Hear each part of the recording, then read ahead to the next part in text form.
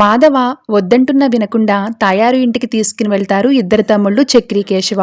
ఇద్దరూ వాళ్ళ తలుపులు తన్నుతూ ఒరే రారా బయటికి, లోపల దాక్కుండా వింట్రా అంటూ కేకలేస్తూ ఉంటారు. ఏంట్రా ఇంటికొచ్చారు, తిండికి గతిలేక అంటూ తాయారు సెటైర్లు వేస్తుంది.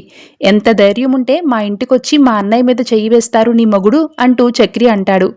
ఏ అలా చెప్పుకుని మీ ముందు ఏడ్చాడా మీ అన్నయ్య అంటూ ఎక్స్ట్రాలు చేస్తాడు పురుషోత్తం. మా అన్నయ్య మంచోడు కాబట్టి నిన్ను వదిలేశాడ్రా, కానీ మేమలా కాదు. ఏ చేతితో అయితే మా అన్నయ్య మీద చెయ్యి వేశావో ఆ చెయ్యి విరగొడదామనే వచ్చాంరా రా అన్నయ్య, మా ముందే వాణ్ణి 4 పీకు అంటూ మాధవాని ముందుకు లాగుతాడు కేశవ.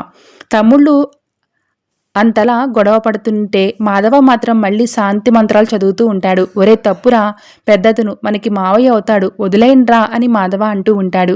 ఏంటన్నయ్య వీణ్ణి వదిలేసాది, ఇన్నాళ్ళు మన ఇంటికొచ్చి ఎన్ని తిట్టినా ఎన్ని శాపనార్థాలు పెట్టినా పోనీలే అని ఊరుకున్నాం. కానీ ఎప్పుడైతే వీళ్ళు నీ మీద చెయ్యి వేశారో అప్పుడే వీళ్లకు పాపం పండిపోయింది.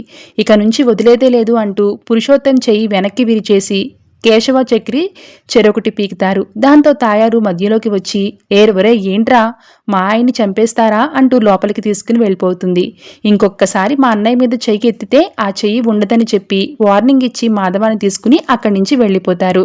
ఇంతలో జరిగిన గొడవ మొత్తం నారాయణ కన్నా ఇద్దరికి చెప్తుంది మహా. ఇక అసలే నారాయణ ఆవేశం స్టార్ట్ కావడంతో వెంటనే ఎంత ధైర్యం ఉంటే నా కొడుకు మీద చెయ్యి వేస్తారు, ఈరోజు నా చేతిలో చచ్చాడంటూ బయటికి ఉరుకుతాడు. అయితే అప్పుడే 3 కొడుకులు ఎదురొస్తారు. ముగ్గురు ఏం చేసుకొచ్చారా, ఏది వాడి తల అంటూ నారాయణ ఇంకా రెచ్చగొడతాడు. అన్నయ్య అడ్డుపడకపోతే వాడి కాలు చెయ్యి తీసేసేవాళ్లం అంటూ చక్రి అంటాడు. నాన్న ఎందుకు ఇంకా వాళ్ళని రెచ్చగొడుతున్నావు, అసలే వీళ్ళు మావయ్య పైన చేయి చేసుకున్నారని మాధవ అంటాడు. నువ్వు ఊరుకోరా, నీ మీద చెయ్యి ఎత్తినా కూడా నీకు కోపం రావడం లేదా, నా కోడలికి వచ్చిన కోపం కూడా నీకు లేదేంట్రా అని నారాయణ అంటాడు. Thanks for watching.